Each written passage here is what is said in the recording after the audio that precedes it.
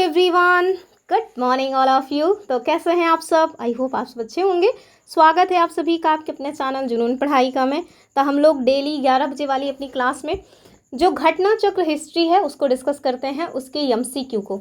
और इसके क्रम में आज हम लोग कहाँ पे आ चुके हैं? तो आज हम लोग जैन धर्म पे आ चुके हैं। आपको दिख ही रहा होगा कहाँ पे आ गए हैं, जैन धर्म पे आ चुके हैं। बौद्ध धर्म को हमने 3 वीडियो में कंप्लीट किया है। अगर आपने उसको नहीं देखा तो उसको ज़रूर देख लीजिए, आपको बहुत सारे नए पॉइंट्स बौद्ध धर्म से जानने को मिलेंगे वहाँ पे। तो चलिए करते हैं आज की वीडियो को स्टार्ट। अगर आप लोग पहली बार चैनल पे आए हैं तो सब्सक्राइब जरूर कर लीजिए, बेल आइकन को प्रेस करके ऑल नोटिफिकेशन ऑन करके रखिए ताकि आपको वीडियोस के नोटिफिकेशन टाइम टू टाइम मिलते रहें। हमारे टेलीग्राम चैनल ज्वाइन करके रखिए ताकि अगर यूट्यूब के द्वारा नोटिफिकेशन नहीं भेजा जाता है तो वहाँ से आपको वीडियोज़ के लिंक मिल जाए। कुछ PDF वगैरह भी वहाँ पे मिलती रहती हैं, क्लासेस की भी PDF मिलती हैं, और साथ में अगर कोई इन्फॉर्मेशन होती है तो वो भी हम अपने टेलीग्राम चैनल पे साझा करते हैं। तो चलिए स्टार्ट करते हैं आज की वीडियो को, देखते हैं क्या कुछ खास क्वेश्चंस हैं जैन धर्म से रिलेटेड। आपको पता ही होगा कि ये वीडियो जो है, आप भारत देश के भीतर कोई भी एग्ज़ाम दे रहे हों, चाहे वो स्टेट PSC का एग्ज़ाम हो या कोई और एग्ज़ाम हो, हर जगह आपको काम आने वाली हैं। तो बहुत ध्यान से एक एक पॉइंट्स को इत्मीनान से देखिए, आपके काम के ही सारे पॉइंट्स यहाँ पे बताए जाएंगे, फालतू का 1 मिनट आपका नहीं जाएगा। तो चलिए पहले क्वेश्चन की बात करेंगे। पहला क्वेश्चन एकदम नॉर्मल सा है जो कि हमें सच में पता भी होना चाहिए। अगर हम जैन धर्म के बारे में जानना चाह रहे हैं, जैन धर्म से क्वेश्चन सॉल्व कर रहे हैं, तो उसमें पहला क्वेश्चन तो यही होना चाहिए कि जैन धर्म के संस्थापक कौन थे, और यही क्वेश्चन यहाँ पे बना भी है। और आप देख लीजिए UPPCS मेंस 2010 का ये क्वेश्चन है, ठीक है। हमारे पास जो ऑप्शंस हैं, आर्य सुधर्मा, महावीर स्वामी, पार्श्वनाथ या ऋषभदेव। बहुत सारे लोग ना महावीर स्वामी लगा करके इसको अपना क्वेश्चन रॉन्ग करके चले आएंगे, तो ध्यान रखिएगा। महावीर स्वामी जो है ये जैन धर्म के संस्थापक नहीं थे। जैन धर्म के संस्थापक जो थे वो ऋषभदेव थे। महावीर स्वामी जैन धर्म के 24वें तीर्थंकर थे, ये याद रखिएगा। महावीर स्वामी के द्वारा जैन धर्म में एक जो है व्रत जोड़ा गया जिसको हम लोग क्या कहते हैं, ब्रह्मचर्य कहते हैं। आगे चल के आपको इस टाइप का क्वेश्चन भी मिलेगा। 4 जो व्रत हैं उसको तो ऋषभदेव ने ऑलरेडी ही जोड़ के रखा था। चलिए देखते हैं इसकी व्याख्या।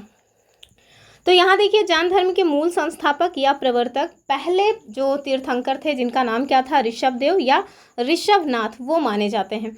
महावीर स्वामी तो जैन धर्म के 24th तीर्थंकर थे जिन्होंने 6ठी शताब्दी ईसा पूर्व में जैन धर्म का प्रचार प्रसार किया, ठीक है। यानी कि स्थापना भले ही इनके द्वारा की गई, लेकिन जो इसको अपनी पराकाष्ठा पे ले जाने का काम किया है वो किसके द्वारा किया गया है? तो जैन धर्म को अपनी पराकाष्ठा पे ले जाने के लिए जो उत्तरदायी हैं वो हैं महावीर स्वामी, जो कि 24वें तीर्थंकर माने जाते हैं। चलिए आगे देखिए, यहाँ आपसे कहना है कि जैन धर्म के पहले तीर्थंकर कौन थे? तो जो इसके जो है संस्थापक होंगे वही इसके तीर्थंकर होंगे, अर्थात ऋषभदेव जी, ठीक है। आगे देखिए कि जैन तीर्थंकर पार्श्वनाथ निम्नलिखित स्थानों में से मुख्यतः किससे रिलेटेड थे? ये क्वेश्चन कई बार पूछा जा चुका है, और देख लीजिए हमारे UPPCS मेंस 2016 में पूछा गया। पहले मेंस दरअसल वस्तुनिष्ठ ही हुआ करता था, जैसे अभी RO का देखिए मेंस कि MCQ के फॉर्म में ही होता है, तो वैसे पहले ही UPPCS का भी ऐसे ही होता था। 2018 के बाद से पैटर्न वगैरह चेंज हो चुका है। तो देख लीजिए पार्श्वनाथ जो है वो कहाँ से रिलेटेड थे? तो ये हो जाएगा वाराणसी अर्थात बनारस, ठीक है। तो पार्श्वनाथ कौन थे? तो पहले यही जानिए कि 23वें जैन तीर्थंकर थे पार्श्वनाथ जी। इनका जन्म वाराणसी के राजा अश्वसेन के यहाँ हुआ था। माता का नाम था वामा देवी और इनका प्रतीक चिन्ह क्या था? सर्प था। ध्यान रखिएगा, प्रतीक चिन्ह हमसे पूछ लेते हैं और ये कहाँ से रिलेटेड है वो भी पूछ लेते हैं। यूपी के एग्जाम में जो भी तीर्थंकर यूपी से रिलेटेड हैं उनको पूछा जाता है। चलिए आगे देखेंगे अगले क्वेश्चन को। और आप लोगों से रिक्वेस्ट है कि प्लीज़ थोड़ा वीडियो को शेयर वेयर कर दिया करिए। अगले क्वेश्चन में देखिए, एक साइड तीर्थंकर का नाम दिया गया है, दूसरी साइड उनका प्रतिमा लक्षण क्या है, मतलब उनका प्रतीक चिन्ह क्या है, वो आपको दिया गया है और मैच करना है। तो चलिए देख लेते हैं। अब जैसे मैंने ना एक चीज़ याद करके रखा है, बहुत ज़्यादा बढ़िया ट्रिक तो नहीं कहेंगे इसको हम, लेकिन हाँ समझने के लिए मुझे याद रह जाता है। जैसे पार्श्वनाथ, ठीक है, तो यहाँ देखिए उड़ंकुरा लगा हुआ है, रेफ मतलब जिसको बोलते हैं, और यहाँ पे सर्प में ही रेफ लगा हुआ है। तो हमने इस तरह से याद करके रखा है कि जिसमें रेफ लगा है दोनों एक ही जैसे हैं, अर्थात उनका पार्श्वनाथ का जो प्रतीक चिन्ह है वो तीसरा होना चाहिए, अर्थात सर्प। और इस तरह से देखिए कम से कम एक आध क्वेश्चन एक आध ऑप्शन एलिमिनेट हो रहा है कि नहीं। तो पार्श्वनाथ का अगर हम सर्प करते हैं तो शी का 3 देखिए 2 जगह हैं, कम से कम 2 ऑप्शन हमारे एलिमिनेट हो जाएंगे, ठीक है। और फिर आप देखिए शंभवनाथ का जो है ना ये हो जाएगा अश्व। अभी ये कुछ दिनों पहले कोई वीडियो देख रहे थे, उसमें मैम एक थी वो बता रही थी कि आप सपोज दैट आपको कहीं लंबी यात्रा करनी है तो जाहिर सी बात है कि आप पैदल नहीं जा सकते, तो उस लंबी यात्रा को संभव बनाने के लिए हम किसका सहारा लेंगे? घोड़े का। घोड़े के मतलब घोड़े की सवारी करेंगे, टिक टिक टिक करते हुए एकदम तेज़ रफ्तार में पहुंच जाएंगे, ठीक है। तो संभवनाथ का क्या हो जाएगा? अश्व। तो अगर हम डी का 2 करें तो देखिए इन दोनों में डी का 2 केवल ए में है, इस हिसाब से अपना जो सही उत्तर है वो हो जाएगा ऑप्शन ए वाला, ठीक है। फिर बचा जो अन्य उसको भी मैच कर लेते हैं कि मल्लीनाथ का आदिनाथ का क्या हो जाएगा? वृषभ। बचे हमारे मल्लीनाथ, इनका हो जाएगा जल कलश। ऑप्शन ए जो है वो सही उत्तर हो जाना चाहिए। तो यहाँ पे आप देख लीजिए आदिनाथ का वृषभ हो जाएगा, मल्लीनाथ का हो जाएगा जल कलश, पार्श्वनाथ का सर्प और अश्व हो जाएगा संभवनाथ का, ठीक है। तो जरूरी नहीं है कि हर चीज़ का कोई बहुत मतलब कि वीआईपी टाइप का ट्रिक्स हो, जैसे मित्र पर गमछा झाड़ टाइप का, तो इस तरह से हर चीज़ का ट्रिक्स नहीं हो सकता है।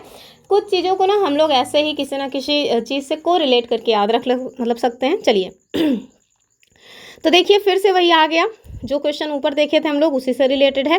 तो महावीर स्वामी जी का सिंह था, ये मुझे पता है, तो मेरे ख्याल से आप सबको भी पता होना चाहिए, इनका तो कम से कम आपको याद ही रहना चाहिए।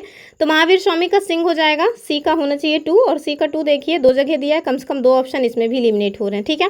अभी पार्श्वनाथ का हम लोग सर्प देख के आ रहे हैं, तो ए का 3 हो जाएगा। ए का 3 देखिए केवल इसमें दिया हुआ है, तो डी का क्या हो जाएगा? डी का हो जाएगा इस क्वेश्चन का उत्तर जो हो जाएगा वो हो जाएगा ऑप्शन डी। अन्य जो है उनको भी मैच कर लीजिए, आदिनाथ का वृषभ हो जाएगा, शांतिनाथ का हो जाएगा हिरण। तो हिरण शांति वैसे भी समझना चाहिए, हिरण बेचारा सीधा साधा होता है, शांति का प्रतीक आप उसको मान सकते हैं। वैसे शांति का प्रतीक कबूतर होता है, लेकिन याद करने के लिए आप ऐसा मान सकते हैं, ठीक है। तो इसका उत्तर हो जाएगा ऑप्शन डी वाला।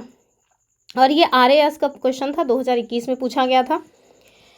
आगे देखेंगे हम लोग, एक साइड तीर्थंकर के नाम दिए हैं और दूसरी साइड उनको कहाँ पे निर्वाण प्राप्त हुआ, यानी कि उनकी मृत्यु कहाँ हुई, उन्होंने अपना शरीर कहाँ त्यागा, ये पूछ रहे हैं आपसे। और आपको बताना है कौन सा सही सुमेलित नहीं, यानी कि 4 ऑप्शन में एक है ऐसा जो गलत बताया गया है, वही आपको चयन करना है। तो महावीर स्वामी का पावापुरी में है, ये हम सबको पता है। ऋषभनाथ का अष्टपद, और वसु पूज्य का कह रहे हैं सम्मेद शिखर, नेमिनाथ का कह रहे हैं ऊर्जयंत। बस यही दूसरा वाला गलत हो जाएगा, वसु पूज्य जी का जो है सम्मेद शिखर नहीं होगा, और ये यूपीपीएससी प्री 2021 का क्वेश्चन है। तो यहाँ पे देखिए वसु पूज्यनाथ जो है वो जैन धर्म के 12वें तीर्थंकर थे, ठीक है। इनको निर्वाण चंपापुर में प्राप्त हुआ था। कहाँ पे हुआ था? चंपापुर में, ठीक है। फिर से देखिए एक साइड स्थल एक साइड तीर्थंकर, जिनका मतलब कि कहाँ से ये रोग रिलेटेड हैं, और ये क्वेश्चन देख लीजिए यूपीपीसीएस RO 2021 का है, ठीक है। चलिए देखते हैं। तो अब देखिए जो श्रावस्ती है यहाँ से रिलेटेड थे संभवनाथ। कौन मतलब जो श्रावस्ती है यहाँ से संभवनाथ रिलेटेड थे, अयोध्या से संबंधित थे अपने ऋषभनाथ जी, ठीक है। तो अयोध्या से कौन संबंधित थे? अयोध्या से संबंधित थे ऋषभनाथ जी। तो अयोध्या ऋषभनाथ देखिए 2 जगह है, कम से कम 2 ऑप्शन तो एलिमिनेट हो ही रहे हैं। ए का 4 इसमें ऑप्शन सी इसका सही उत्तर हो जाएगा। अन्य जो है उसको रिलेट कर लेते हैं। काकंदी दूसरे ऑप्शन पे है, काकंदी, और इनका हो जाएगा सुविधिनाथ, ठीक है। पभोसा से मतलब कौन संबंधित है? तो पभोसा पद्म प्रभु, मतलब एक ही जैसा स्टार्टिंग है, पास से वो भी हो रहा है, पास से ये भी हो रहा है, तो इस तरह से याद रख सकते हैं। पभोसा से रिलेटेड थे कौन? पद्म प्रभु, ठीक है। ऑप्शन सी जो है ये इसका सही उत्तर हो जाएगा। चलिए आगे देखेंगे। और अगला क्वेश्चन आपसे क्या कह रहे हैं? कह रहे हैं कि देखो ये जो तीर्थंकरों को कालानुक्रम वगैरह में लगाने के लिए आता है, क्यों इस तरह के क्वेश्चन पूछते हैं, क्या जानना चाहते हैं? बच्चे कितना मतलब कि रट्टू तोता हैं। चलिए फिलहाल ये देख लेते हैं। तो कह रहे हैं कि निम्नलिखित तीर्थंकरों पर विचार कीजिए और उनको कालानुक्रम में व्यवस्थित कीजिए, ठीक है। और दिए किनको किनको हैं? अभिनंदन, विमलनाथ, पद्म प्रभु, ये प्रभु हैं, और मुनि सुब्रत नाथ। इसका उत्तर हो जाएगा ऑप्शन ए वाला, यानी कि पहले अभिनंदन नाथ है, उसके बाद पद्म प्रभु, देन विमलनाथ, देन मुनि सुब्रत नाथ। इसके लिए ना आपको 24वां मतलब जो 24 तीर्थंकर हैं उनको क्रम से याद रखना पड़ेगा। मेरे ख्याल से ये कुछ ज़्यादा ही नहीं हो जा रहा है, मतलब क्यों ये सब करना है, लेकिन अब ठीक है, यूपीपीएससी का एग्ज़ाम है, वो कुछ भी करवा सकते हैं। यहाँ पे देख लीजिए कि जैन संस्थापकों के तीर्थंकर कौन, मतलब जैन संस्थापकों को तीर्थंकर, जबकि जैन महात्माओं को क्या कहा गया? मतलब निर्ग्रंथ। तो जो संस्थापक रहे हैं उनको तो तीर्थंकर कहा गया है, जबकि उसमें जो साधु वगैरह रहे हैं उनको निर्ग्रंथ कहा गया, ठीक। आगे देखते हैं। जैन धर्म में टोटल 24 तीर्थंकर माने जाते हैं, ये हम सबको पता है। इन्होंने समय समय पर जैन धर्म का प्रचार प्रसार किया।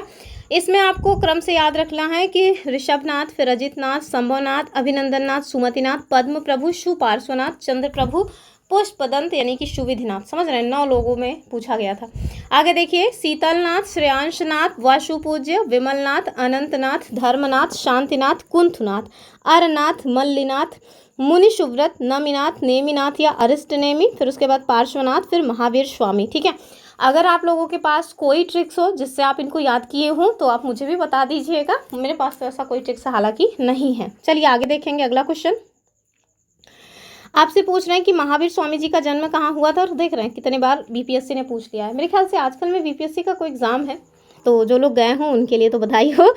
तो महावीर स्वामी जी का जो जन्म है वो कहाँ हुआ था, तो ध्यान रखिएगा कुंडग्राम में हुआ था। ठीक है, तो महावीर स्वामी जी का जो जन्म है वो कुंडग्राम या कुंडलपुर में वैशाली के निकट लगभग 599 ईसा पूर्व में हुआ था। इनकी माता जी का नाम था, क्या नाम था, त्रिशला देवी, जो कि वैशाली के लिच्छवी गणराज्य के जो प्रमुख थे और जिनका नाम था चेटक, उनकी बहन थी। ये question already Uttar Pradesh PCS के द्वारा पूछा जा चुका है स्टेटमेंट में। ठीक है, तो ध्यान रखिएगा कि महावीर स्वामी जी की जो माता जी थी उनका नाम था त्रिशला देवी, जो कि वैशाली के लिच्छवी गणराज्य के प्रमुख जो थे यानी कि उसके हेड जो थे जिनका नाम था चेटक, उनकी बहन थी। और उसमें क्या पूछा गया था, उसमें लिख के दिया हुआ था पुत्री थी, तो वो स्टेटमेंट कुल मिलाकर के रॉन्ग था। आगे आपको मिलेगा। आगे देखिए, पिता जो थे वो कौन थे, तो महावीर स्वामी जी के पिता जो है जिनका नाम था सिद्धार्थ, ये ज्ञात्रिक क्षत्रियों के संघ के हेड थे यानी कि प्रधान थे। इनके बड़े भाई नाम क्या था इनका, नंदीवर्धन। जब मतलब कुछ प्राचीन संस्करण जैसे हमारी जो एनसीईआरटी की पुस्तक है उसमें महावीर स्वामी का जो जन्म है वो 540 ईसा पूर्व बताया गया है। इसी आधार पर अनेक प्रकाशकों ने यही तिथि मान लिया है जो मतलब कि वहाँ पे अंकित है। ठीक है, जिससे भ्रम की स्थिति उत्पन्न होती है। महावीर स्वामी का जो सही जन्म तिथि है वो आपको 599 ईसा पूर्व मिल जाएगा, लेकिन अगर एनसीईआरटी में दिया हुआ है 540 तो हमें होशियार नहीं बनना है, एनसीईआरटी को ही मान के चलना है। चलिए आगे देखिए, महात्मा बुद्ध का जो जन्म है वो बता रहे हैं 563 ईसा पूर्व है, और एनसीईआरटी के नवीन संस्करणों में भी अब महावीर स्वामी जी का जन्म 599 ईसा पूर्व मान लिया गया, यानी कि जो प्राचीन वाली पुस्तक थी, पुरानी एनसीईआरटी थी, उसमें 540 ईसा पूर्व माना जा रहा था। अभी जो नया वाला वर्जन आ गया है उसमें 599 ईसा पूर्व माना गया। तो अगर एनसीईआरटी ने सुधार कर लिया है तो फिर 599 ही उचित है। कुल मिलाकर के एनसीईआरटी जो कहे वही उतना करना है, क्योंकि बाद में ना प्रमाण के तौर पर एनसीईआरटी को ही पूछते हैं। तो अभी हमें एनसीईआरटी से याद आया कि एनसीईआरटी क्लास 6 और क्लास 7 हिस्ट्री की जो पुस्तक है उसको मैंने एमसीक्यू के फॉर्म में सॉल्व करा करके कंपाइलेशन दे दिया है अपने इसी चैनल पे। आप चाहें तो उसको देख सकते हैं, 7-7 घंटे की वीडियो है। एक एक पैराग्राफ से मैंने क्वेश्चंस बनाए, कुल मिलाकर के क्वेश्चन आंसर के फॉर्म में पूरी एनसीईआरटी कवर कर दी है हमने। क्लास 6 और 7 की 8 वाली क्लास की एनसीईआरटी भी हमने पढ़ाई है। अब उसको हम कंपाइलेशन करके बहुत जल्द आपको देने वाले हैं, बस जल्द ही दे देंगे, 1-8 सप्ताह के भीतर। ठीक है, क्योंकि उसको कंपाइल करने में थोड़ा वक्त लगता है। चलिए देखेंगे अगला क्वेश्चन। अगले क्वेश्चन में आपसे कह रहे हैं कि कुंडलपुर जन्म स्थान है किसका, ये आपको बताना है। कह रहे हैं सम्राट अशोक का, गौतम बुद्ध का, महावीर स्वामी या चैतन्य महाप्रभु। तो ये क्या हो जाएगा, ये हो जाएगा अपना ऑप्शन सी वाला, यानी कि महावीर स्वामी जी का जन्म स्थान था कुंडलपुर। ठीक है, आगे देखिए, जैन धर्म के प्रवर्तक महावीर जी को जो मोक्ष स्थान है वो कहाँ है, अर्थात वहाँ पे जो है मतलब कि कहाँ पे उनको मोक्ष मिला था, उधर ही होगा। तो हम सबको पता है पावापुरी में था। ठीक है, ऑप्शन 11 नहीं, क्वेश्चन नंबर 11 का ऑप्शन सी। आगे देखिए इसका व्याख्या कि जैन धर्म के प्रवर्तक महावीर स्वामी का जो मोक्ष स्थान है यानी कि निर्वाण स्थल वो पावापुरी में स्थित है। बिहार राज्य के नालंदा जिले में स्थित पावापुरी जैनियों का एक प्रमुख तीर्थ स्थल है। भगवान महावीर ने 527 ईसा पूर्व में 72 वर्ष की आयु में बिहार के पावापुरी में अपना जो शरीर है वो त्याग दिया था। आगे देखिए कि महावीर जो है जैन की मृत्यु निम्नलिखित में से किस नगर में हुई थी। अगला क्वेश्चन देखिए, कह रहे हैं कि महावीर जैन की मृत्यु किस नगर में हुई थी, तो बस अभी हमने देखा पावापुरी हो जाएगा। अगला क्वेश्चन देखिए, अगले क्वेश्चन में क्या कह रहे हैं, कह रहे हैं वर्धमान महावीर के संबंध में क्या तथ्य सही नहीं है। ठीक है, आपको रॉन्ग बताना है। पहला देखिए कि उन्हें 24वां और अंतिम तीर्थंकर माना जाता है, ये बात ठीक है। माता जो है लिच्छवी के राजा चेटक की बहन थी, ठीक बात है। अपने जीवन काल में उन्होंने विवाह नहीं किया, तो ऐसा तो नहीं है, यही वाला गलत है। डी में देखिए कि उन्होंने 527 ईसा पूर्व में पटना के नज़दीक पावापुरी में देह त्याग किया, तो ये बात भी ठीक है। तो बस सी वाला गलत है कि उन्होंने विवाह नहीं किया, तो ऐसा नहीं है, ठीक है। और वैसे भी आप जानिए कि जब कोई ज्ञान देने के लिए उतरेगा मार्केट में, बुरा मत मानिएगा, तो जाहिर सी बात है कि उसने अनुभव किया होगा। अगर उन्होंने विवाह न किया होता तो उन्हें जो है पता ही ना होता कि विवाह के क्या जो है लाभ, क्या हानि है, तो बाद में ब्रह्मचर्य का जो ज्ञान है वो कैसे देते। ये एक पार्ट ऑफ मजाक है, ठीक है। चलिए आगे देखिए कि वर्धमान महावीर का जन्म 599 ईसा पूर्व में हुआ था। माता जो है वो लिच्छवी के राजा चेटक के सिस्टर थी। यशोदा से इनका विवाह हुआ था। किनका? तो महावीर स्वामी जी का, ठीक है। उन्हें जैन धर्म का 24वां और अंतिम तीर्थंकर माना जाता है। इन्होंने 527 ईसा पूर्व में पटना के नज़दीक पावापुरी में अपना जो देह है वो त्यागा था। आगे देखिए तीर्थंकर शब्द किससे रिलेटेड है? तो बस जैन से रिलेटेड है, ठीक, ऑप्शन डी। आगे देखिए अगला क्वेश्चन क्या कह रहे हैं, तो पहले व्याख्या ही देख लीजिए कि जो तीर्थंकर शब्द है वो जैन धर्म से रिलेटेड है। जैन धर्म में टोटल 24 तीर्थंकर माने जाते हैं जिन्होंने टाइम टाइम पर जैन धर्म का प्रचार प्रसार किया। जैन धर्म के प्रथम तीर्थंकर कौन थे? तो ऋषभनाथ। और अंतिम कौन थे? अभी हमने देखा महावीर स्वामी, ठीक है। आगे देखिए आईएएस का क्वेश्चन है। आईएएस के अभी जो हाल ताज के क्वेश्चन है ना, जब आप उनको देखिएगा ना तब दिमाग की बत्ती जलेगी, जैसे बौद्ध धर्म में हमने देखा था। तो यहाँ क्या कह रहे हैं कि जैन तीर्थंकरों के क्रम में अंतिम कौन से थे? तो बस महावीर स्वामी हो जाएंगे, ठीक है। आगे देखिए निम्नलिखित में से कौन से एक जैन तीर्थंकर नहीं है? तो नाथ मुनि, चंद्रप्रभु, नेमिनाथ और संभवनाथ। तो ये जो, वही मैं सोचूं, नेमिनाथ थे, नाथ मुनि नहीं थे, क्योंकि ये नाथ संप्रदाय से रिलेटेड थे, ठीक है, जैन धर्म से रिलेटेड नहीं थे। जो नाथ मुनि हैं ये नाथ संप्रदाय से रिलेटेड थे, तो ऑप्शन बी जो है वो गलत हो जाएगा। आगे देखिए कह रहे हैं प्रभास गिरी जिनका तीर्थ स्थल है वे हैं कौन? बौद्ध, जैन, वैष्णव या फिर शैव। तो जैन धर्म अगर हम लोग पढ़ रहे हैं तो जाहिर सी बात है जैन धर्म से ही रिलेटेड होगा ये प्रभास गिरी, ठीक है। तो प्रभास गिरी जो है वो उत्तर प्रदेश के कौशाम्बी में स्थित एक जैन तीर्थ स्थल है। कौशाम्बी का प्रभास गिरी स्थल 6वें जैन तीर्थंकर जो कि नाम क्या था? पद्म प्रभु से रिलेटेड है। आगे देखिए कि जैन धर्म में पूर्ण ज्ञान के लिए कौन सा शब्द यूज किया गया है? ऑप्शन देखिए जिन, रत्न, कैवल्य या निर्वाण।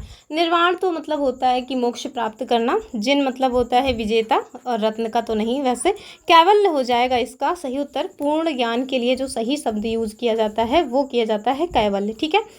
तो जैन धर्म में पूर्ण ज्ञान के लिए कैवल्य शब्द का प्रयोग किया गया है। महावीर स्वामी को 12 वर्षों की कठोर तपस्या तथा मतलब कि साधना के पश्चात, ये याद रखिएगा, जिम्भिका ग्राम के समीप रिजु पालिका नदी के तट पर, कई बार वनडे एग्जाम में ये नदी का नाम पूछा जाता है, साल के वृक्ष के नीचे कैवल्य अर्थात पूर्ण ज्ञान जो है वो प्राप्त हुआ था। अतः वे क्या कहलाए? केवलिन कहलाए, ठीक है। अब देखिए आरओ मेंस 2017 में ये क्वेश्चन पूछ लिया गया कि महावीर स्वामी को किस नदी के तट पर ज्ञानोदय प्राप्त हुआ, यानी कि कैवल्य की प्राप्ति हुई। तभी हमने आपको बताया कि ये क्वेश्चन पूछा जाता है सेपरेट, रिजु पालिका नदी, ठीक है, ऑप्शन डी। आगे देखिए अगला क्वेश्चन, और अगले क्वेश्चन में आपको पता चलेगा कि पूछना है कि त्रिरत्न सिद्धांत जिसमें आपको सम्यक धारण, सम्यक चरित्र, सम्यक ज्ञान दिया गया है वो किस धर्म की महिमा है, ये आपको बताना है। तो बस हो जाएगा अपना जैन धर्म, क्योंकि हम लोग जैन धर्म देख रहे हैं। और यहाँ पे देखिए जैन धर्म में मोक्ष के लिए 3 आवश्यक साधन बताए गए हैं। पहला है सम्यक धारण यानी कि दर्शन, सम्यक चरित्र और सम्यक ज्ञान। इन तीनों को जैन धर्म में क्या कहा जाता है? तो त्रिरत्न की संज्ञा दी गई है। आगे देखिए त्रिरत्न या 3 रत्न जैसे सटीक ज्ञान, सच्ची आस्था और सटीक क्रिया, ये किससे रिलेटेड है ये आपको बताना है। तो बस फिर वही हो जाएगा जैन धर्म, क्योंकि हम लोग भी जैन धर्म देख रहे हैं। आगे देखिए कौन सा दर्शन त्रिरत्न को मानता है? त्रिरत्न की बात हो रही है। अब देखिए त्रिरत्न टाइप का ना हमारे वहाँ भी तो है, जैन धर्म बौद्ध धर्म दोनों में ही आता है, इसी वजह से ये जैन और बौद्ध दोनों दिया जाता है ताकि कंफ्यूज होकर के कुछ लोग बौद्ध धर्म ही मतलब कि लगा के चले आए। तो उत्तर क्या हो जाना चाहिए? जैन दर्शन, ठीक है। अब चूंकि हम लोग जैन पढ़ रहे हैं तो जैन दर्शन होना चाहिए, लेकिन आपको बौद्ध धर्म में ही देखने को मिलेगा। हालांकि इसकी जो सही मतलब कि उत्तर है वो आयोग के द्वारा दिया नहीं गया है, हम लोग इसको देख लेंगे। तो जैन धर्म यानी कि जैन दर्शन में मोक्ष के लिए 3 साधन आवश्यक बताए गए हैं, सम्यक दर्शन, सम्यक ज्ञान और सम्यक चरित्र। इन तीनों में मतलब इन तीनों को जैन धर्म में त्रिरत्न की संज्ञा दी गई है। बुद्ध धम्म एवं संघ बौद्ध धर्म यानी बौद्ध दर्शन के त्रिरत्न माने जाते हैं, जैसे कि मैंने आपको बताया ही। अतः छत्तीसगढ़ लोक सेवा आयोग ने इस प्रश्न को क्या किया, मूल्यांकन से बाहर कर दिया। ठीक है, एक को या तो बौद्ध ही देते या तो जैन ही देते, दोनों क्यों दिए हुए हैं। आगे देखिए अणुव्रत सिद्धांत, तो ये भी हमारे जैन धर्म से ही रिलेटेड है। तो ये जो अणुव्रत और महाव्रत है ये सब जैन धर्म से रिलेटेड है। अणुव्रत के तहत 5 चीज़ों को बताया गया है कि जो लोग भी गृहस्थ साधु सन्यासी हैं उनके लिए ये 5 व्रत जो है वो अनिवार्य होता है। तो वही चीज़ें हैं यहाँ पे और वो आपको यहाँ नीचे देखने को मिलने वाला है मतलब व्याख्या में। तो जैन धर्म में 5 महाव्रत कौन से, अहिंसा, सत्य, ब्रह्मचर्य, अस्तेय और अपरिग्रह। ठीक है, अर्थात जो भी जैन धर्म के मानने वाले हैं उन्हें कम से कम ये 5 महाव्रत का तो पालन करना ही पड़ेगा और इसी को अणुव्रत कहा जाता है। आगे देखिए जैन धर्म में गृहस्थों के लिए 5 महाव्रत यानी अणुव्रत के रूप में व्यवहृत किए गए हैं, क्योंकि संसार में रहते हुए इन महाव्रतों का पूरी तरह पालन करना संभव नहीं है और इसलिए आंशिक रूप से इन अणुव्रतों के पालन हेतु कहा गया है। ये 5 अणुव्रत हैं, अहिंसा अणुव्रत, सत्य अणुव्रत, अस्तेय अणुव्रत, ब्रह्मचर्य अणुव्रत और अपरिग्रहण अणुव्रत। ठीक है वही, बस उसमें अगवा लगा दिए हैं अणुव्रत। ठीक है, चलिए आगे देखते हैं। आगे देखिए क्या आपसे कह रहे हैं कि चलिए बताइए शादवाद यानी कि शायद है, शायद नहीं है, शायद हो सकता है, शायद नहीं भी हो सकता है। आपने पढ़ा तो जरूरी होगा इसको जैन धर्म में। तो ये शादवाद सिद्धांत किससे रिलेटेड है, तो हो जाएगा जैन धर्म से। तो यहाँ देखिए महावीर स्वामी जैन धर्म के 24वें तीर्थंकर और इन्होंने वेदों को अपौरुषेयता को स्वीकार करने से इनकार कर दिया। और वेदों को मतलब कि अपौरुषेय क्यों कहा जाता है, क्योंकि ऐसा माना जाता है कि वेद को किसी पुरुष के द्वारा लिखा वगैरह नहीं गया है। ठीक है, और मतलब कि धार्मिक सामाजिक रूढ़ियों और पाखंडों का भी इन्हीं के द्वारा विरोध किया गया। उन्होंने आत्मवादियों और नास्तिकों के एकांतिक मतों को छोड़कर बीच का जो मार्ग है वो अपनाया, जिसको क्या कहा गया, स्यादवाद कहा गया। स्यादवाद को सप्तभंगनीय के नाम से जाना जाता है और यह ज्ञान की सापेक्षता का सिद्धांत है। चलिए आगे देखिए, कहना है कि स्यादवाद किससे संबंधित है, बस अभी हमने देखा जैन धर्म से संबंधित है। ठीक है, आगे देखिए RAS का क्वेश्चन है 2021 यानी हाल तक का ही है। क्या कह रहे हैं, कह रहे हैं कि निम्नलिखित में से कौन कौन से सिद्धांत जैन धर्म से रिलेटेड हैं। ठीक है, रिलेटेड है ये कह रहे हैं। अनेकांतवाद, सर्वस्तिवाद, शून्यवाद। शून्यवाद तो नहीं है, शून्यवाद तो नागार्जुन का है, तो वैसे ही जो है ये मतलब कि गलत हो गया। तीसरा जहाँ हो उसको काट दीजिए, तीसरा यहाँ है, तीसरा यहाँ है, 2 तो वैसे ही कट गए। स्यादवाद, अभी हमने देखा स्यादवाद तो है। ठीक है, तो स्यादवाद होना ही चाहिए। तो दूसरा और पहला दोनों, इन्हीं दोनों में कन्फ्यूजन हो सकता है। तो आप देखिए अनेकांतवाद और स्यादवाद ये दोनों ही जैन धर्म से रिलेटेड हैं और इस तरह का ऑप्शन आपको ऑप्शन ए में मिल जाएगा, ऑप्शन 1 और 4। ठीक है, तो आगे देखिए इसका सही जो मतलब की व्याख्या है वो अनेकांतवाद और स्यादवाद ये सभी मतलब ये दोनों जैन धर्म से रिलेटेड हैं। महावीर स्वामी ने आत्मवादियों तथा नास्तिकों के एकांतिक मतों को छोड़कर बीच का मार्ग अपनाया, जिसे क्या कहा जाता है, स्यादवाद। स्यादवाद को सप्तभंगनीय भी कहा जाता है, अभी हम लोग ऊपर भी देखे थे। ये मोक्ष की सापेक्षता का सिद्धांत है। स्यादवाद जो है वो जैन दर्शन के प्रमाण शास्त्र से संबंधित एक अवधारणा है। अनेकांतवाद जैन दर्शन के तत्वशास्त्र से रिलेटेड अवधारणा है। शून्यवाद की बात करें तो ये सर्वास्तिवाद और शून्यवाद ये दोनों ना बौद्ध धर्म से रिलेटेड है, ना कि जैन धर्म से। चलिए आगे देखिए, आगे आपसे कह रहे हैं कि जैन धर्म के अनुसार सृष्टि की रचना और पालन पोषण क्या है। ऑप्शन देखिए, सार्वभौमिक विधान से हुआ, सार्वभौमिक सत्य से हुआ, सार्वभौमिक आस्था से या सार्वभौमिक आत्मा से। तो क्या हो जाएगा, सार्वभौमिक विधान से हुआ है। ठीक है, आगे देखते हैं इसकी व्याख्या। तो काफ़ी लंबी लंबी व्याख्या दी रहती है। तो जैन धर्म दर्शन के अनुसार आपको पता चलेगा कि समस्त विश्व जीव तथा अजीव नामक 2 नित्य और स्वतंत्र तत्वों से मिलकर के बने हुए हैं।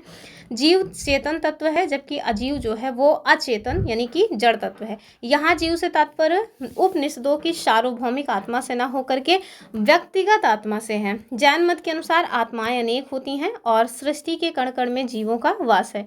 अतः पहला वाला उत्तर सही है। और आगे देखिए, कह रहे हैं कि अनेकांतवाद निम्नलिखित में से किसका क्रोध सिद्धांत एवं दर्शन है। अनेकांतवाद अभी हम लोग ऊपर देख के आ रहे हैं कि जैन मत का है। ठीक है, और IAS और झारखंड दोनों ने ही क्वेश्चन पूछ रखा है। अगले क्वेश्चन में आपसे कह रहे हैं कि ज्ञान दर्शन के संबंध में निम्नलिखित कथनों पर विचार करना और आपको बताना है कौन से स्टेटमेंट इसमें सही हैं। पहला क्या है कि ज्ञान दर्शन दो मुख्य सिद्धांतों के इर्द गिर्द घूमता है, अर्थात अनेकांतवाद और शादवाद। तो पहला तो ठीक है, अभी हम लोग ऊपर ये बात देख के आ रहे हैं। फिर कह रहे हैं अनेकांतवाद के अनुसार प्रत्येक प्राणी के कई गुण होते हैं, वह स्थायी गुण है जो किसी वस्तु की प्रकृति का निर्माण करता है और गुण कहलाता है। तो इसका जो है ऑप्शन सी सही हो जाएगा, यानी कि दोनों ही स्टेटमेंट अपने आप में सही है। तो यहाँ देखिए ज्ञान दर्शन के दो मुख्य सिद्धांत हैं, पहला है अनेकांतवाद और दूसरा है शादवाद। ठीक है, अनेकांतवाद जो है ज्ञान दर्शन के तत्व शास्त्र से रिलेटेड है, जबकि जो शादवाद है ये ज्ञान दर्शन के प्रमाण शास्त्र से रिलेटेड है। सत्ता की दृष्टि से ज्ञान दर्शन जिसे अनेकांतवाद की संज्ञा जो है दी गई है, उसे ही ज्ञान की दृष्टि से शादवाद की संज्ञा दिया जाता है। ठीक है, अनेकांतवाद के अनुसार क्या है कि प्रत्येक वस्तु या प्राणी के दो पक्ष होते हैं। कौन कौन से? एक तो नित्यता और दूसरा अनित्यता। इनके अनुसार वस्तुओं प्राणियों के गुण जो है ना वो अनंत है, मतलब ऐसा नहीं है कि एक दो है, अनंत गुण है। और इसमें से तो कुछ गुण अनित्य यानी मतलब कि अस्थाई हैं, और कुछ गुण ऐसे हैं जो कि मतलब कि अस्थाई हैं यानी कि नित्य हैं। जो नित्य गुण है वो कौन से हैं? तो जो वस्तुओं में निरंतर विद्यमान रहते हैं वो नित्य हैं, और जो मतलब कि अनित्य गुण है वो कौन से होते हैं? मतलब कि आए दिन परिवर्तित होते रहते हैं, उन्हें अनित्य गुण कहा जाता है। तो आगे देखिए कि नित्य गुण वस्तु प्राणी के स्वरूप में प्रकृति को निर्धारित करने वाले होते हैं, और इसलिए उन्हें आवश्यक गुण भी कहा जाता है। जैसे जैन आवश्यक गुण को जो वस्तु के स्वरूप को निर्धारित करते हैं एट्रीब्यूट यानी कि गुण कहलाते हैं, और अनावश्यक गुण को पर्याय यानी मोड्स कहलाते हैं, यानी मोड्स कहा जाता है। गुण अपरिवर्तनशील होते हैं, जबकि जो पर्याय है वो परिवर्तनशील होते रहते हैं। अब आप समझ सकते हैं कि ये सब एकदम कैसी चीज़ें हैं, दार्शनिक वाली बातें हैं, तो बहुत ज़्यादा समझना नहीं है इसमें। एक बार देख लिए बहुत है, बस इतना जानिए कि गुण के बारे में उन्होंने दो बताए हैं, एक नित्य गुण एक अनित्य गुण। जो परिवर्तनशील नहीं होते हैं उन्हें हम जो है नित्य गुण कहते हैं, और जो परिवर्तित होते रहते हैं उन्हें हम अनित्य गुण कहते हैं। बस, और बहुत ज़्यादा जानने की ज़रूरत नहीं है। आगे देखिए क्या कह रहे हैं कि निम्नलिखित में से कौन सा धर्म विश्व विनाशकारी प्रलय की अवधारणा में विश्वास नहीं करता है। ठीक है, तो बस जैन धर्म हो जाएगा, ऑप्शन बी जो है वो ठीक है।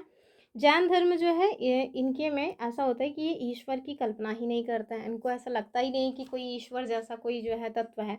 और इस धर्म की मान्यता यही है कि जगत की जो सृष्टि है वो नहीं की गई है, ये जो संसार है ये नित्य और शाश्वत है, और इसमें किसी समय प्रलय नहीं होता है। आगे देखिए कह रहे हैं कि जैन धर्म का आधारभूत बिंदु क्या है? कर्म निष्ठा विराग या अहिंसा। तो बस अहिंसा, एकदम घोर अहिंसा का अगर किसी को खोजना है तो जाकर के किसी मतलब पक्के जैन धर्म को मानने वाले व्यक्ति के साथ मिलिए आप फिर। तो अहिंसा जो है वो जैन धर्म का मूलभूत बिंदु या आधारभूत बिंदु है। जैन धर्म में सम्यक चरित्र के अंतर्गत परिव्राजकों अथवा तापसों के लिए अहिंसा, सत्य, अस्तेय, ब्रह्मचर्य और अपरिग्रह नामक पंच महाव्रत की व्यवस्था की गई थी। ये परिव्राजक और तपसी क्या है? तो वही जो जैन धर्म को मानने वाले साधु सन्यासी हैं। अगले क्वेश्चन में देखिए क्या है कि यापनीय किसका एक संप्रदाय है? तो बस जैन धर्म का हो जाएगा। यापनीय जो है वो जैन धर्म का संप्रदाय है। ये क्वेश्चंस पूछे जाने वाले हैं, मतलब हमेशा पूछे जाने वाले टाइप के हैं। तो याद रखिएगा कि यापनीय जो है वो जैन धर्म का एक संप्रदाय है। इसकी उत्पत्ति यद्यप दिगंबर संप्रदाय से हुई। तो आपको बताया ना कि जैन धर्म में दो संप्रदाय हैं, एक श्वेतांबर दूसरा दिगंबर। जैसे बौद्ध धर्म में हमने देखा था एक हीनयान एक महायान, वैसे ही आपको जैन धर्म में एक श्वेतांबर और एक दिगंबर मिल जाएंगे। तो दिगंबर जो है वो निर्वस्त्र रहा करते थे, श्वेतांबर जो है वो श्वेत वस्त्र धारण किया करते थे। ठीक है, आगे देखिए तथापि ये संप्रदाय कतिपय श्वेतांबर मान्यताओं का भी पालन करता था। आगे देखिए कह रहे हैं कि भारत की धार्मिक प्रथाओं के संदर्भ में स्थानकवासी संप्रदाय का संबंध किससे है? तो स्थानकवासी जो संप्रदाय है वो भी जैन धर्म से ही रिलेटेड है। तो वासी जो श्वेतांबर जैनों का एक संप्रदाय है। ये अगली बार जब क्वेश्चन पूछेगा ना तो यही पूछेगा, स्टेटमेंट दे देगा कि स्थानकवासी जो है वो दिगंबर जैन संप्रदाय से जुड़ा हुआ है। अब आप सोचेंगे कुछ तो पढ़ा था, आप क्या पढ़ा था याद नहीं आ रहा, तो फिर गलतियां हो जाएंगी। तो ध्यान रखिएगा जो स्थानकवासी हैं वे श्वेतांबर जैन श्वेतांबर जैनों का एक संप्रदाय है। ये संप्रदाय अपने पूर्ववर्ती सुधारवादी संप्रदाय जिसको क्या कहा जाता था, लोका, इसकी स्थापना लोकाशा ने की थी। मतलब ये जो लोका संप्रदाय है ना जिसकी स्थापना लोकाशा के द्वारा की गई थी, यहाँ से आया हुआ है क्या? स्थानकवासी संप्रदाय। इस संप्रदाय के लोग मूर्तियों में पूजा नहीं किया करते थे, मूर्तियों की पूजा नहीं करते थे, मूर्ति पूजा में उनका विश्वास नहीं था। कुल मिला के ये बात है। आगे देखिए, निम्नलिखित में से कौन सबसे पूर्वकालिक जैन ग्रंथ कहलाता है? ऑप्शन देखिए, 12 अंग, 12 उपांग, और उसके बाद क्या है, 14 पूर्व या फिर 14 उपपूर्व। तो बस 14 पूर्व हो जाएगा। तो ये अब देखिए, यही सारे क्वेश्चंस हैं जो कि मतलब कि दिमाग घुमा देते हैं, क्योंकि पता ही नहीं रहता, इतना डीप में कौन पढ़ाता है। तो देखिए, 14 पूर्व ये प्राचीनतम जैन ग्रंथ है। अंतिम नंद राजा के समय में शंभूत विजय तथा भद्रबाहु जैन संघ के अध्यक्ष थे, और ये ही महावीर के द्वारा प्रदत्त 14 पूर्वों के विषय में जानने वाले अंतिम व्यक्ति थे। चलिए आगे देखिए, आगे आपसे क्या कह रहे हैं कि जैन मतलब प्रारंभिक जैन साहित्य निम्नलिखित में से किस भाषा में लिखे गए? अर्धमागधी, पाली, प्राकृत या संस्कृत? ये हो जाएगा अर्धमागधी। ये क्वेश्चन डायरेक्ट पूछा जाता है, तो ध्यान से देख लीजिएगा कि जो प्रारंभिक जैन साहित्य है वो अर्धमागधी लैंग्वेज में लिखे गए हैं। और यहाँ देखिए व्याख्या कि प्रायः सभी प्रारंभिक धार्मिक जैन साहित्य अर्धमागधी मतलब की भाषा में लिखे गए हैं। इसके 12 अंग अर्धमागधी में ही हैं। बाद में जैन धर्म ने प्राकृत भाषा को अपना लिया, और ये ग्रंथ ईसा की 6ठी शताब्दी में गुजरात में वल्लभी नामक स्थान पर अंतिम रूप से फिर इनका संकलन किया गया। आगे देखिए, निम्नलिखित में से कौन सा स्थल पार्श्वनाथ से संबद्ध होने के कारण जैन सिद्ध क्षेत्र मतलब माना जाता है? ऑप्शन देखिए, चंपा, पावा, सम्मेद शिखर या उज्जैन। तो ये देखिए, यूपी में ही 2 बार पूछा जा चुका है। ऑप्शन हो जाएगा इसका क्या, ऑप्शन ए नहीं, ऑप्शन सी यानी कि सम्मेद शिखर। ठीक है, तो पार्श्वनाथ जैन धर्म के 23वें तीर्थंकर थे। इनका जन्म हुआ था वाराणसी में महावीर स्वामी से 250 वर्ष पहले। ठीक है, महावीर स्वामी से 250 साल पहले जन्म हुआ था किनका, पार्श्वनाथ का। आगे देखिए, काशी के शासक इक्ष्वाकु वंशी अश्वसेन के पुत्र थे ये, और महारानी वामा उनकी माता का नाम था। 30 वर्ष की आयु के बाद उन्होंने भी अपना घर वगैरह त्याग दिया और अपना जीवन वैराग्य तथा तपचर्या में लगा दिया। वाराणसी के निकट आश्रम पद उद्यान में समाधि मतलब कि समाधि लेकर के उन्होंने कठिन तपस्या करी, और उसके बाद 84वें दिन उन्हें ज्ञान की प्राप्ति हुई। मतलब बहुत जल्दी ही इनको ज्ञान की प्राप्ति होगी। कहाँ लोग 5-5 10 साल लगा देते थे।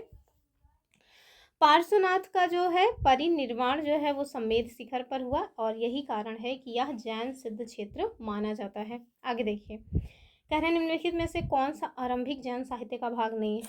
ऑप्शंस देखिए, थेरी गाथा और आचारांग सूत्र, बृहत कल्प सूत्र और सूत्र कृतांत। देख रहे हैं, 1996 का क्वेश्चन है ये। ऑप्शन ए हो जाएगा। ठीक है, थेरी गाथा। तो जो थेरी गाथा है वो बौद्ध साहित्य है। आचारांग सूत्र, सूत्र कृतांग और बृहत कल्प सूत्र ये सभी आरंभिक जैन साहित्य के भाग माने जाते हैं। अगले क्वेश्चन में आपसे क्या कह रहे हैं, कह रहे हैं कि जैन संप्रदाय में पहला विभाजन श्वेतांबर संप्रदाय के संस्थापक कौन हुए? मतलब कि जो जैन संप्रदाय में विभाजन हुआ श्वेतांबर और दिगंबर, उसमें मतलब कि श्वेतांबर संप्रदाय के संस्थापक कौन है ये बताना है। ऑप्शन देखिए, स्थूलभद्र, भद्रभाहु। मैं बहुत कंफ्यूज होती हूँ इन दोनों लोगों में, कालाचार्य और ये दोनों तो है ही नहीं, तो पहले और दूसरे में ही देखना है। तो स्थूलभद्र जो है ना वो श्वेतांबर संप्रदाय से रिलेटेड है। कौन? स्थूलभद्र श्वेतांबर से। ठीक, तो अब नहीं, अब मुझे याद रहेगा कैसे। सा यहाँ भी है, सा यहाँ से यहाँ भी है। ठीक है, हालांकि भले ही एक जगह तालब में शाह है आधा और एक जगह जो है दंत सा है, लेकिन है सा। अब मुझे याद रहेगा, स्थूलभद्र और जो है वो श्वेतांबर संप्रदाय से। आगे देखते हैं इसकी व्याख्या। तो यहीं से आपको पता चलेगा कि मौर्यन टाइम पीरियड में एक बार आपको देखने को मिलेगा कि जो मगध साम्राज्य था वहाँ पे बहुत ज़्यादा मतलब कि अकाल पड़ गया। ठीक है, भूखमरी आ गई, एकदम अकाल पड़ गया। इसके परिणाम स्वरूप वहाँ पे रहने वाले जो जैन संघ के कुछ भिक्षु थे भद्रबाहु और अपने अनुयायियों को लेकर के दक्षिण भारत की ओर चले गए। ठीक है, अकाल जब समाप्त हुआ उसके बाद भद्रबाहु अपने अनुयायियों के साथ आकर के दोबारा से यहाँ लौटते हैं, किंतु जैन संघ को नियमों को लेकर के भद्रबाहु और स्थूलभद्र के मत मतलब कि बीच में कुछ मत विभेद हो जाता है, यानी कि कुछ जो है तनातनी हो जाती है। और स्थूलभद्र जो है वो अकाल के समय मगध में ही रहे थे और उनके अनुयायी भी यहीं रह गए थे। उन्होंने अपने अनुयायियों को सफ़ेद वस्त्र धारण करने का निर्देश दिया, किंतु जो भद्रबाहु थे वो निर्वस्त्र रहने के लिए अपने अनुयायियों को शिक्षा दे रहे थे। इसी प्रकार आपको देखने को मिलेगा कि जो जैन संघ है उसमें 2 संप्रदाय अलग अलग जो है डेवलप हुए। कौन से? एक तो श्वेतांबर और एक दिगंबर। जो लोग मतलब बिना वस्त्र के रहे उन्हें दिगंबर कहा गया, जो लोग श्वेत वस्त्र धारण किए उन्हें क्या कहा गया? उन्हें कहा गया श्वेतांबर। तो श्वेतांबर संप्रदाय से कौन रिलेटेड है? अभी मैंने आपको बताया था श्वेतांबर शाह दोनों में ही है, एक लोक शासक श्वेतांबर और ये स्थूलभद्र, ये क्या हो गया, सॉरी, स्थूलभद्र। हाँ, तो श्वेतांबर का क्या हो जाएगा, स्थूलभद्र। ठीक, और वहीं दिगंबर संप्रदाय से कौन है, तो ये हो जाएंगे भद्र बाहु। क्या हो जाएंगे, भद्र बाहु। तो याद रखिएगा ऐसे ही आप भी, जैसे मुझे याद हुआ अभी। ठीक है, चलिए आगे देखते हैं। भगवान महावीर का पहला शिष्य यानी कि उनके द्वारा जो शिक्षा दी गई वो कौन थे, पहले व्यक्ति। ऑप्शन क्या हो जाएगा, जमाली हो जाएगा। और जमाली थे कौन, तो उनके दामाद थे। ठीक है, तो भगवान महावीर का जन्म जात्रिक क्षत्रियों के संघ के प्रधान सिद्धार्थ के यहाँ 599 ईसा पूर्व में हुआ था। पत्नी का नाम था यशोदा। उनसे जो है एक पुत्री उत्पन्न हुई जिनका नाम क्या था, प्रियदर्शना। उस पुत्री का विवाह जामाली नामक व्यक्ति के साथ हुआ। बाद में महावीर स्वामी का अनुयायी बन गए और उनके पहले शिष्य के रूप में इन्हीं जामाली को जाना जाता है। जामाली, जामाता। चलिए, जामाता ही दामाद को कहते हैं ना, इसलिए कह रहे हैं।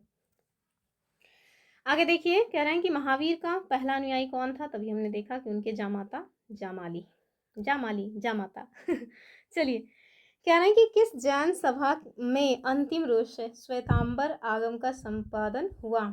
कौन सी जैन सभा में, कुल मिला के ये बात नहीं हो रही हैं। जैसे बौद्ध धर्म का जो है बौद्ध संगीतियाँ हुई, वैसे जैन धर्म में भी जैन सभाएं हुई हैं।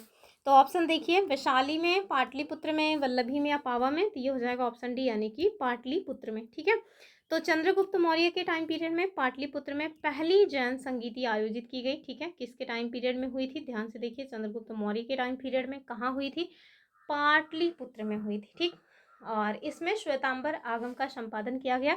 चूंकि प्राचीन जैन शास्त्र नष्ट हो गए थे, अतः उन्हें पुनः एकत्र करने के लिए 4th शताब्दी ईसा पूर्व में इस प्रथम जैन महासभा का आयोजन किया गया। इसमें भद्रबाहु के अनुयायियों ने पार्टिसिपेट नहीं किया, ये बात आपको याद रखनी है।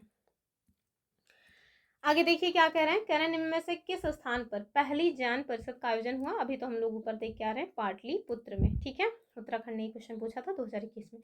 आगे कह रहे हैं कि जैन साहित्य से रिलेटेड कुछ कथन दिए गए हैं, बताना है कौन से सही हैं। कह रहे हैं श्वेतांबर धर्मसूत्र में 12 अंग शामिल हैं।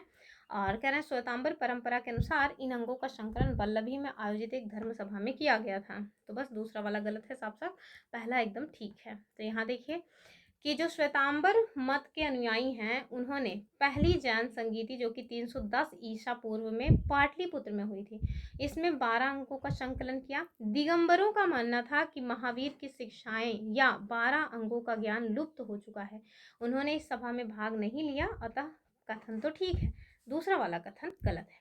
चलिए आगे देखिए, बड़े बड़े क्वेश्चन, आईएएस के क्वेश्चन तो बड़े ही रह जाते हैं।